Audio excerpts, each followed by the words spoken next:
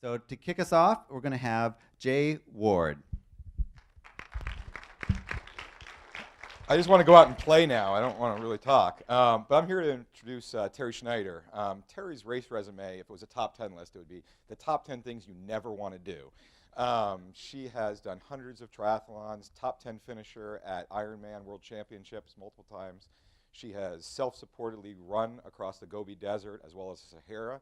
She has done multiple 100-mile races across the Wasatch Mountains as well as the Sierras. She was an early pioneer in the sport of adventure racing and was actually a guinea pig for Mark Burnett in his first reality TV program, which was Eco Challenge, where adventure racing was kind of brought to millions of TVs across the world. And the word survivor back then actually meant you survived something more than just a tribal council. So Terri, just amazing athlete.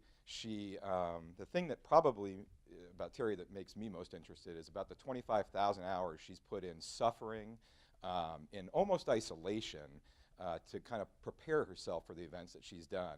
I once read that someone wrote that, show me an accomplished endurance athlete, and I'll show you someone that's either running from something or searching for something deep within themselves. And I would tell you, Terri's a searcher. We probably all have a little both of it in us, but Terri's definitely a searcher.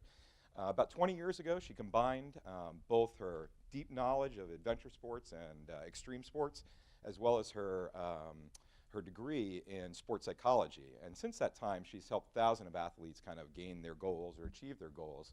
And maybe the most important thing I think about Terri is that she's helped people get past the mental hurdles of the game. And that's an aspect of athletics to me that transcends both the athletics and life. So Terri's very unique in that aspect.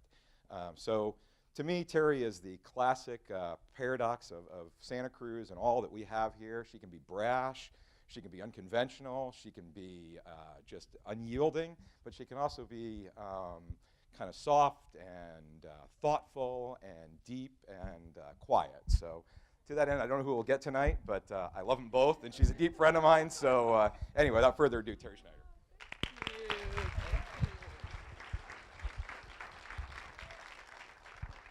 For those of you that know me, probably don't think of me as quiet, I don't think. Thank you, Jay. That was beautiful. I think I can just leave now, actually. I don't think I need to say anything. I want to thank Matthew for organizing this amazing event in our community, and thank you for inviting me to be a part of this crew tonight. So, just like many of you, most of you actually, I've had the fortune of being surrounded by people doing amazing things pretty much my whole life. And whether it's coaching an athlete who takes on the enormous task of training for and completing an Ironman triathlon, or maybe I'm consulting with a high school runner who just happens to have a moment in time where she really grasps the concept of confidence in her life, or moments of slogging through remote parts of the country, of the world actually, with teammates doing adventure races and having a teammate support me in a really tough time. I know my good friend Greg Thomas is in the audience somewhere. You out there, Greg? Nope? He's more quiet than I am, actually. Greg and I have spent a lot of time slogging through remote parts of the world together. So a couple things have come up for me being surrounded by amazing stuff my whole life. One is I have curiosities. One of them is, why do we do what we do? The second one is, what do we get out of what we do? So what I want to do tonight is share with you a little bit about the latter. And what I did was I actually created a little brain dump list that I came up with that in a couple minutes, a couple friends are going to pass out to you. So you'll be able to take those away with you. So I wanted to start off, though, before we hand those little flyers out, sharing with you the genesis of my curiosity. And I want to share this particular story because it's a local one. So I am a native of Santa Cruz. I grew up here. I've been kind of traipsing around the planet most of my life, and I seem to keep finding my way back here. So when I was 10 years old, my official athletic life started in a couple different ways. So the first thing that happened was I joined the junior lifeguard program. Any junior lifeguard fans out there? All right, good. So here's a little bit of trivia. So when I was 10 years old, they had the junior lifeguard program. It was a men-only event, boys-only event. So this was the first year that they allowed girls to join junior lifeguards. So my sister Julie and I decided to join, and we're the first girls that ever did junior lifeguards. I went on to become a captain and an instructor as I was going to university, and it still has a really fond place in my heart. The second thing that happened when I was 10 is I joined a local running club that was new to the area, and I did my first race. So in my first race, I got second to the last. Now I'm smiling because one of the things that happened that was really cool about getting second to the last is that I really didn't care that I got second to the last, because a couple of other things happened that turned out to really trump my literal result. One of them was I remember thinking, my mother either doesn't get that I'm second to the last, or I must be doing something really amazing because she's cheering for me as if I'm winning an Olympic gold medal. So Mom was incredibly inspiring that day, and it caused me to really forget about the result. The second thing that happened is I remember thinking, even in my little mind, my young mind, that this thing that was going on with my body, this sweating and grinding out this difficult thing, was really being driven by my mind. My mind was driving the bus. So this intrigued me, and then later on, after pondering it, I realized that syncing the body and the mind, putting it through this really arduous experience, caused me to go to a place in my head that was unique to anything else that I did in my 10-year-old life. This would prove to be true for my whole life. And if you're in the audience and you ever wonder why hardcore athletes do what they do, that's one of the reasons, because we have access in our brain when we're doing our sport that we don't have in the rest of our life. I have some people shaking their heads down here. So this has intrigued me and caused me to be really curious. So let's have you guys hand out my little bullet point list here. What I want to share with you tonight is as these are being handed out, the papers will be ruffling and things like that. Just go ahead and hang with me up here. So I want to kind of just walk you through a few of these. What I did is I did a little brain dump of what we get out of doing really amazing things. What do you get out of really doing really amazing things in your life? Here's some of the ones that I wanted to share with you tonight. So I started doing triathlon when I was a junior in college. It was a long time ago. And when the sport really started, actually.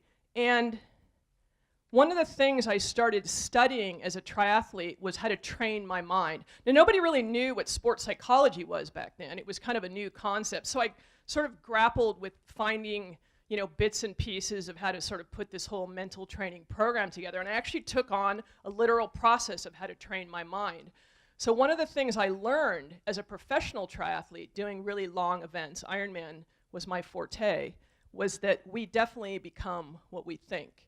Not just in our life as an athlete, but then what we carry into the rest of our life, with our family, in our work. We become what we think. Now within that, we actually have the ability to control our thoughts, to really drive our own perception of who we are. This was an incredibly powerful thing to realize.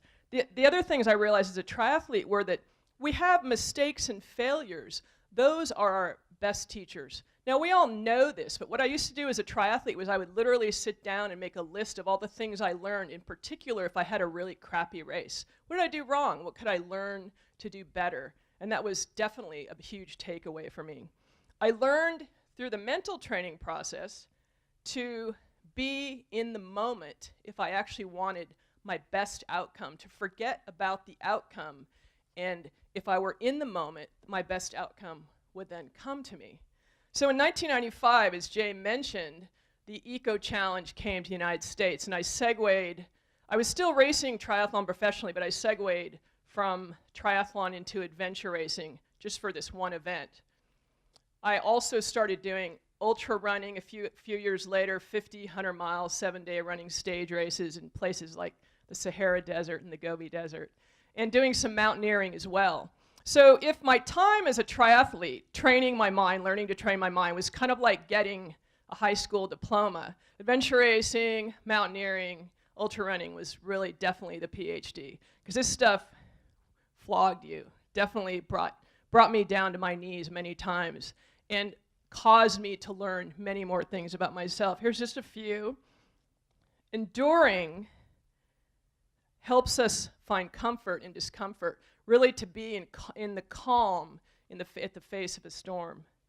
We learn that we can adapt, and we can adapt well, and we're going to be required to do this again and again.